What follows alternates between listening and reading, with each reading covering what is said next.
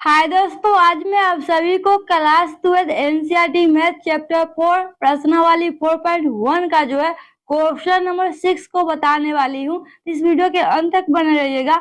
अब मैं वीडियो को स्टार्ट करती हूँ। यहाँ पर देख लीजिए क्वेश्चन नंबर 6 क्या कहता है। यदि a बराबर ये अवयव है तो मोड a ज्ञात करे। इसका मतलब क्या होता है, यानी कि सारणी कड़ा ज्ञात करने के लिए, यानी कि सारणी का मान कड़ा ज्ञात करने के लिए। तो यहाँ पर मोड ए का है, तो यहाँ पर मोड ए लिखिए। और यहाँ पर जो अवयव का क्या है, ये जो दिया हुआ है ये क्या है, एक अवयव का चिन्ह हुआ, तो इसको हटाकर मोड लगा दीजिए इस तरीके से, और जो है उसको लिख दीजिए वैसा 1 2 इस तरीके से, 2 1 3 हो गया, 5 4 9 हो गया। इतना काम आप कर सकते हैं। यानी कि ए बराबर अवयव था, हमको मोड ए ज्ञात करने के लिए कर रहा था, यानी कि सारणी का मान ज्ञात करने के लिए कर रहा था। तो जहां पर ही अवयव था वहां पर क्या कर देना है, आपको मोड लगा देना इस तरीके से इसका सारणी कर देना तैयार।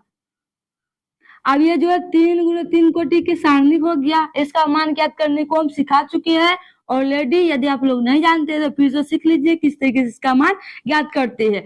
आप जो है पहले, अगर मान लीजिए पहले लिखेंगे प्लस है, फिर माइनस है, फिर प्लस में, तो पहलुका पंक्ति से विस्तार करेंगे तो पहले क्या है 1 है, तो 1 प्लस में जाएगा, इंटू देंगे। इसके आमने सामने को हटा लेते हैं, तो इसके सामने ये हो गया, नीचे सामने ये आ गया, क्या बच गया, ये बच गया। तो इसका क्रॉस गुना कीजिए, 9 में 1 से गुना कीजिएगा 9, माइनस का चिन्ह, 4 में 3 से 12।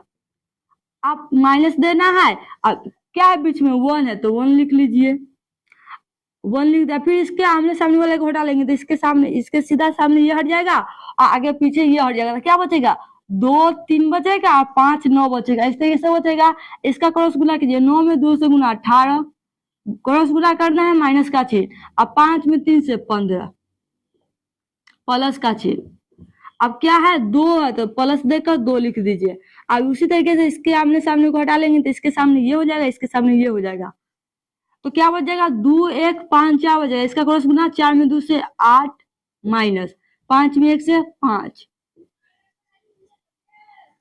अब इस तरीके से करने के बाद आप जोड़ घटाव कर लीजिए, पर ब्रैकेट के काम कर लेंगे, उसके बाद 12 वाले से गुना कर देंगे। देखिए -12 में से 9 जाएगा तो कितना बचेगा, -3, और -3 में 1 से गुना कीजिएगा तो -3 हो गया। अब -1 है, अब इस ब्रैकेट में से घटा लीजिए, 18 में से 15 जाएगा तो 3, और इंटू 3 लिख दीजिए, तो +2 है, इंटू 8 में से 5 जाएगा तो 3 कर लीजिए, -3, 1 में 3 से गुना कीजिएगा तो -3, प्लस 3 में 2 से 6, और देखिए 3 और 3 कितना होगा, -6 प्लस 6, घट के क्या गया, 0 आ गया। यानी कि इस सारणी का जो मान क्या आया, 0 आया। इस तरीके से जो है अब इस तरह के क्वेश्चन का मान ज्ञात कर सकते हैं, हल कर सकते हैं। तो यदि मेरा वीडियो अच्छे लगे हो तो वीडियो को लाइक कीजिए, शेयर कीजिए। Thanks for watching.